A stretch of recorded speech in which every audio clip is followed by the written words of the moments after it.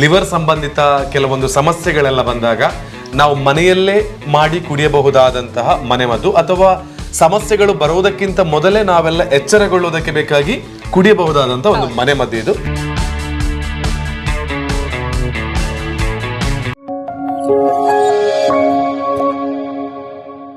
ಆತ್ಮೀಯ ವೀಕ್ಷಕರ ಎಲ್ರಿಗೂ ನಮಸ್ಕಾರ. ನೀವು ನೋಡ್ತಾ ಇದ್ದೀರಾ ವಿಜಯವಿಖ್ಯಾತ ಡಿಜಿಟಲ್ ಮೀಡಿಯಾ. ಇವತ್ತಿನೊಂದು ಹೊಸ ವಿಡಿಯೋಗೆ ತಮಗೆಲ್ಲರಿಗೂ ಆತ್ಮೀಯವಾಗಿರುವಂತಹ ಸ್ವಾಗತ. ಮೇಡಮ್, ನಿಮಗೂ ನಮಸ್ತೆ.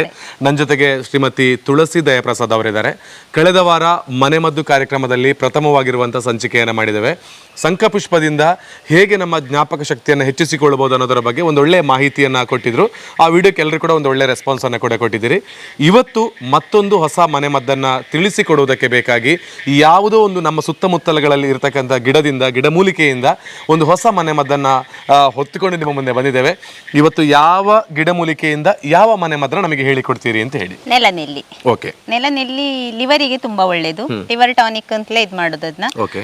ಜಾಂಡೀಸ್ ಇರುವಾಗ, ಪಿತ್ತಕ್ಕೆ, ಆಮೇಲೆ ಅರ್ಧೋದೆ ತಲೆಗೆ ಹಾಕುದು, ಕಡ್ದು ಕುಡಿಯುದು, ಕಷಾಯ ಮಾಡಿ ಇದು ಮಾಡುದು. ತಂಪು, ಅದು ತುಂಬಾ ಹಸಿವನ್ನ ಹೆಚ್ಚಿಸ್ತದೆ. ಇದನ್ನೆಲ್ಲ ನಾವು ಆಯ್ದುಕೊಳ್ಳಬೇಕಿದ್ರೆ ಎಲ್ಲಿ ಸಿಗ್ತದೆ ಅಂತ? ಅದು ಸಹ ಅಷ್ಟೇ, ಎಲೆ, ನೆಲನೆಲ್ಲಿ ಹೇಳಿದ್ರೆ ಎಲೆ ಇರ್ತದೆ, ಸಣ್ಣ ಎಲೆ, ಅದರ ಕೆಳಗೆ ಬೀಜಗಳಿರ್ತದೆ. ಆ ಬೀಜಗಳು ಬಿದ್ದು ಗಿಡಗಳು ಎಷ್ಟು ಆಗ್ತದೆ. ನಾವು ಒಂದು ಮದ್ದು ಅಂತೇಳಿ ನೋಡ್ಕೊಂಡು ಒಂದು 4-5 ಗಿಡ ಬಿಟ್ರೆ ಹಾಗೆ 4 ಇದ್ದದ್ದು ಮತ್ತೆ ಮುಂದೆಗೆ 10 ಆಗ್ತದೆ. ಅದೇ ತರ ಮಲ್ಟಿಪಲ್ ಆಗ್ತಾ ಹೋಗ್ತದೆ ಗಿಡಗಳು. ನಾವು ನೆಟ್ ಬೆಳೆಸಬೇಕು ಅಂತಿಲ್ಲ, ಆಲ್ಮೋಸ್ಟ್ ತೋಟದಲ್ಲೆಲ್ಲ ಇರ್ತದಲ್ಲ. ತೋಟದಲ್ಲೆಲ್ಲ ಇರ್ತದೆ, ಆದ್ರೆ ಒಮ್ಮೆ ಶುರುವಿಗೆ ಇಲ್ಲವೇ ಇಲ್ಲ ಅಂತಂದ್ರೆ ತಂದೊಂದು 4 ಗಿಡ ನೆಡ್ಬಹುದು. ಅದರಲ್ಲಿ ಕೆಂಪು ಉಂಟು, ಬಿಳಿಯಲ್ಲಿ ಉಂಟು, ಮತ್ತೊಂದು ಕಡು ಕಲರ್ ಅಲ್ಲಿ ಸಹ ಉಂಟು, 3 ಕಲರ್ ಅಲ್ಲಿ ಉಂಟು. ಅಂತ ಬಿಳಿದ್ದು ಸಣ್ಣ ಎಲೆದ್ದು ಮದ್ದಿಗೆ ಒಳ್ಳೇದು ಅಂತ ಹೇಳ್ತಾರೆ. ಯಾವ್ದು ಇಲ್ಲದಿದ್ರೆ ಇನ್ನೊಂದನ್ನು ಕುಡಿಬಹುದು, ತೊಂದ್ರೆ ಇಲ್ಲ. ಆದ್ರೆ ಬಹಳ ಮುಖ್ಯವಾಗಿ ಇವತ್ತು ನೀವು ಹೇಳಿಕೊಟ್ಟಿರ್ತಕ್ಕಂಥ ಮದ್ದು ನೆಲನೆಲ್ಲಿಯಿಂದ ಹೇಗೆ ಗಿಡಮೂಲಿಕೆಯಿಂದ ಔಷಧಿಯನ್ನು ತಯಾರಿಸಬಹುದು ಅಂತ. ಅದ್ರಲ್ಲಿ ಇರ್ತಕ್ಕಂಥ ಉಪಯೋಗಗಳಂದ್ರೆ ನಮಗೆ ಜಾಂಡೀಸ್ ಅಥವಾ ಲಿವರ್ ಸಂಬಂಧಿತ ಕೆಲವೊಂದು ಸಮಸ್ಯೆಗಳಿಗೆ ಇದು ಬಹಳ ಒಳ್ಳೆಯದು. ಮತ್ತೆ ತಲೆ ಸುತ್ತಕ್ಕಂಥದ್ದು ಹಲವಾರು ಮಂದಿಗೆ ಇರ್ತದೆ, ಅದಕ್ಕೆ ಅದನ್ನ ಕಡಿದು ತಲೆಗೆ ನಾವು ಹಚ್ಚಿಕೊಂಡ್ರೆ ಅದರಲ್ಲೂ ಕೂಡ ಆ ತಲೆ ಸುತ್ತುವುದನ್ನೆಲ್ಲ ನಾವು ನಿವಾರಣೆ ಮಾಡಬಹುದು ಅಂತ ಹೇಳುವಂಥದ್ದು. ಏನು ತೊಂದರೆಗಳು ಇಲ್ಲದಿದ್ರು ಕೂಡ ಕುಡಿಬಹುದು. ಓಕೆ. ಅಂದ್ರೆ prevention is better then cure ಅಂತ ಹೇಳುವಾಗ ಏನಾದರೂ ತೊಂದರೆಗಳು ಬರುವುದಕ್ಕಿಂತ ಮುಂಚಿತವಾಗಿಯೂ ಇಂಥ ಗಿಡಮೂಲಿಕೆಗಳಿಂದ ನಾವು ಅದನ್ನ ಔಷಧಿಯ ರೂಪದಲ್ಲಿ ತೆಗೆದುಕೊಳ್ತಾ ಇದ್ರೆ, ಅಂದ್ರೆ ಪ್ರತಿನಿತ್ಯ ಅಲ್ಲ, ಯಾವಾಗಾದ್ರೂ ಒಮ್ಮೆ ತೆಗೆದುಕೊಳ್ತಾ ಇದ್ರೆ ಕೂಡ ಒಳ್ಳೇದು ಅಂತ ಹೇಳ್ತೀವಿ. ಒಂದ್ಸತಿ 2 ಸತಿ ಕುಡಿಬಹುದು. ಓಕೆ. ಬಹಳ ಒಳ್ಳೆಯ ಮಾಹಿತಿಯನ್ನು ಇವತ್ತು ಕೂಡ ಕೊಡೋದಕ್ಕೆ ನಮ್ಮ ಜೊತೆ ಬಂದಿದ್ದೀರಿ. ಸೊ ಮತ್ತೊಮ್ಮೆ ನಿಮಗೆ ಧನ್ಯವಾದಗಳು. ಮೊದಲಿಗೆ ನಾವು ನೆಲನೆಲ್ಲಿಯನ್ನ ಆಯ್ದುಕೊಂಡು ಬರುವಲ್ಲ. ಎಸ್, ಬನ್ನಿ.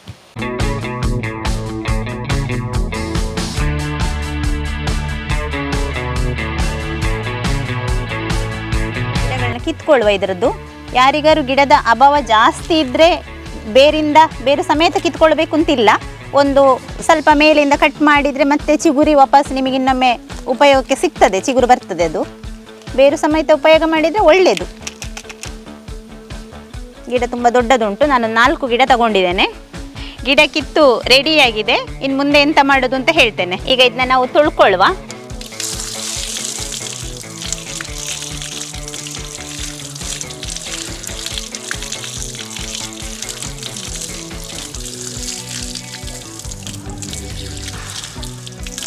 ನಾವೀಗ ನೆಲನೆಲ್ಲಿ ಗಿಡ ತಗೊಂಡಿದ್ದೇವೆ, ಇದನ್ನ ತೊಳೆದೆಲ್ಲಾಗಿದೆ.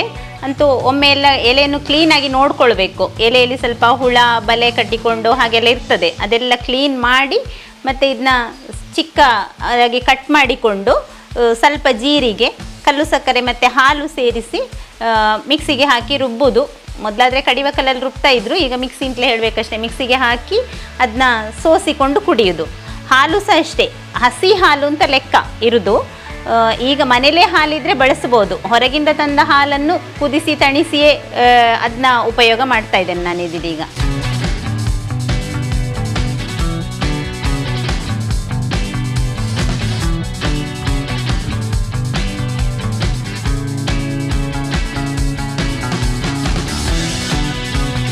ಪೀಸ್ಗಳಾಗಿ ಮಾಡಿಕೊಂಡು ಮಿಕ್ಸಿಗೆ ಹಾಕುವ.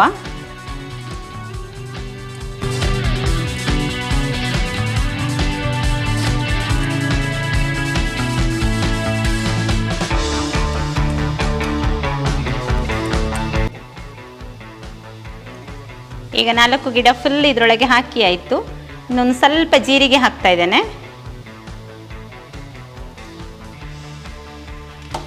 ಕಲ್ಲು ಸಕ್ಕರೆ ಒಂದು ಚೂರು, ಹಾಲು ಸ್ವಲ್ಪ ಹಾಕ್ತಾ ಇದ್ದೇನೆ.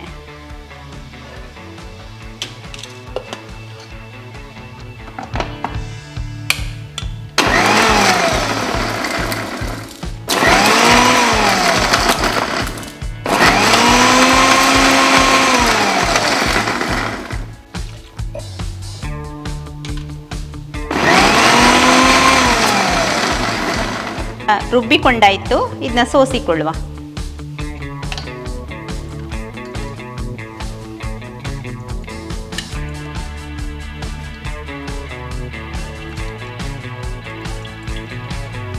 ಇದು ಕುದಿಸಿ ಕಷಾಯ ಮಾಡಿ ಸಹ ಕುಡಿಬಹುದು.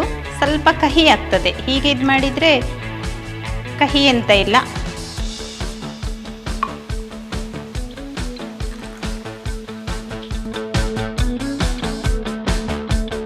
ಬಹಳ ವೇಗವಾಗಿ ನಮ್ಮ ದೇಹದಲ್ಲಿ ಇರತಕ್ಕಂತಹ ಪಿತ್ತ ಆಗಿರ್ಬೋದು ಅಥವಾ ಜಾಂಡಿಸ್ ಆಗಿರ್ಬೋದು, ಈ ಪಿತ್ತದಿಂದ ಇರತಕ್ಕಂತಹ ತಲೆ ಸುತ್ತುವಿಕೆ ಆಗಿರ್ಬೋದು ಅಥವಾ ಲಿವರ್ ಸಂಬಂಧಿತ ಕೆಲವೊಂದು ಸಮಸ್ಯೆಗಳೆಲ್ಲ ಬಂದಾಗ ನಾವು ಮನೆಯಲ್ಲೇ ಮಾಡಿ ಕುಡಿಯಬಹುದಾದಂತಹ ಮನೆಮದ್ದು ಅಥವಾ ಸಮಸ್ಯೆಗಳು ಬರುವುದಕ್ಕಿಂತ ಮೊದಲೇ ನಾವೆಲ್ಲ ಎಚ್ಚರಗೊಳ್ಳುವುದಕ್ಕೆ ಬೇಕಾಗಿ ಕುಡಿಯಬಹುದಾದಂತಹ ಒಂದು ಮನೆಮದ್ದು ಇದು.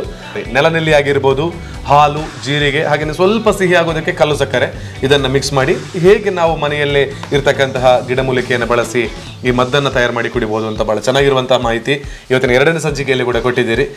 ಇದು ಕೂಡ ಅಷ್ಟೇ, ಸಾಕಷ್ಟು ಮಂದಿ ಗೊತ್ತಿರ್ಬೋದು, ಗೊತ್ತಿಲ್ಲದೇನೆ ಇರ್ಬೋದು. ಗೊತ್ತಿಲ್ಲದವರು ಈ ಒಂದು ವಿಚಾರವನ್ನ ಮನೆಯಲ್ಲಿ ಫ್ರೀ ಇದ್ದಾಗ ಮಕ್ಕಳಿಗಾಗಿರ್ಬೋದು, ಹಿರಿಯರಿಗಾಗಿರ್ಬೋದು, ಎಲ್ಲರಿಗೆ ಮಾಡಿಕೊಡ್ಬೋದಲ್ವಾ? ಓಕೆ, ಹಾಗಿದ್ರೆ ಇದ್ರ ಎಲೆಯನ್ನು ಜಗ್ದು ಹಾಗೆ ಇದು ಮಾಡಿದ್ರೆ ಬಾಯಿ ಹುಣ್ಣು ಇರುವ ಟೈಮಲ್ಲಿ ತಿಂದ್ರೆ ಗುಣ ಆಗ್ತದೆ. ಓಕೆ, ಮತ್ತೆ ಹಸಿವು ಜಾಸ್ತಿ ಆಗ್ತದೆ. ಓಕೆ, ತಂಪು, ಇದು ತಂಪಲ್ವಾ? ದೇಹಕ್ಕೆ ತುಂಬಾ ತಂಪು. ಓಕೆ, ಅಂದ್ರೆ ಸ್ವಲ್ಪ ಉಷ್ಣ ಶರೀರ ಅಂತ ಹೇಳಿ ಬಂದಾಗ, ಬಿಸಿಲೆಲ್ಲ ಜಾಸ್ತಿ ಇದ್ದಾಗ ಆಗ ಮತ್ತೆ ತಲೆನೋವು, ಪಿತ್ತದಿಂದ ಬರುವ ತಲೆನೋವು ಆಗಿರ್ಬೋದು, ಬಿಸಿಲಿಗೆ ಹೋಗಿ ಬಂದ ತಲೆನೋವಿಗೆ ಸಹ ಇದನ್ನು ಕಡ್ದು ನೆತ್ತಿ ಮೇಲೆ ಹಾಕಿ 1/4 ಗಂಟೆ ಬಿಟ್ಟು ಸ್ನಾನ ಮಾಡಿದ್ರೆ ತಲೆನೋವಿಗೆ ತುಂಬಾ ಒಳ್ಳೇದಲ್ವಾ? ಓಕೆ, ಅಂದ್ರೆ ನಮ್ಮ ಸುತ್ತಮುತ್ತಲಲ್ಲೇ ಇದೆ ಔಷಧಿಗಳು, ಅದನ್ನ ಬಳಸುವಂತ ರೀತಿಗಳು ಗೊತ್ತಿದ್ರೆ ಆಯ್ತು ಅಂತ. ಸೊ ಇದನ್ನ ನಾವು ಇವಾಗ ಒಂದು ಮನೆ ಮದ್ದು ಅಂತ ಹೇಳುವಂತ ರೀತಿಯಲ್ಲಿ ನಾನು ಕೂಡ ತಗೊಳ್ತಾ ಇದ್ದೀನಿ. ಸೊ ತಾವುಗಳು ಕೂಡ ತಗೊಳ್ಬಹುದು. ನೀವು ಕೂಡ ಕುಡಿತೀರಲ್ಲ? ಸ್ವಲ್ಪ ಕೈ ಇದೆ ಅಲ್ಲ, ಎಲೆ ಜಾಸ್ತಿ ಆಯ್ತಾ, ಹಾಲು ಸ್ವಲ್ಪ ಕಡಿಮೆ ಹಾಕಿದ್ದು, ಲೈಟ್ ಆಗಿ ಕೈ ಇದೆ. ಬಟ್ ಹಾಲು, ಕಲ್ಲು ಸಕ್ಕರೆ ಎಲ್ಲ ಹಾಕಿರೋದ್ರಿಂದ ಚೆನ್ನಾಗಿ ಕುಡಿಬಹುದು.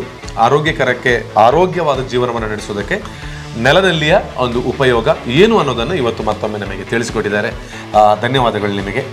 Thank you so much. ಹಾಗೆಯೇ ಇವತ್ತಿನ ವಿಡಿಯೋ ಇಷ್ಟ ಆದರೆ ಲೈಕ್ ಮಾಡಿ, ಶೇರ್ ಮಾಡಿ, ನಮ್ಮ ಯೂಟ್ಯೂಬ್ ಚಾನಲ್ ಸಬ್ಸ್ಕ್ರೈಬ್ ಮಾಡಿ ಅಂತ ಹೇಳಿಕೊಳ್ತಾ ನನಗೆ ಸಾಥ್ ಕೊಟ್ಟಿರುವಂಥ ಯಶ್ ಅವರಿಗೆ ಮತ್ತೊಮ್ಮೆ ಧನ್ಯವಾದದೊಂದಿಗೆ ಮತ್ತೊಂದು ವಿಡಿಯೋ ಜೊತೆ ನಾನು ನಿಮಗೆ ಸಿಗ್ತೇನೆ. ಅದವರೆಗೆಲ್ಲರೂ ಕೂಡ ಒಳ್ಳೊಳ್ಳೆಯ ಮನೆ ಮದ್ದನ್ನು ಕುಡಿಯಿರಿ, ಆರೋಗ್ಯವಾಗಿರುವಂಥ ಜೀವನವನ್ನು ಮಾಡಿ. Thank you so much.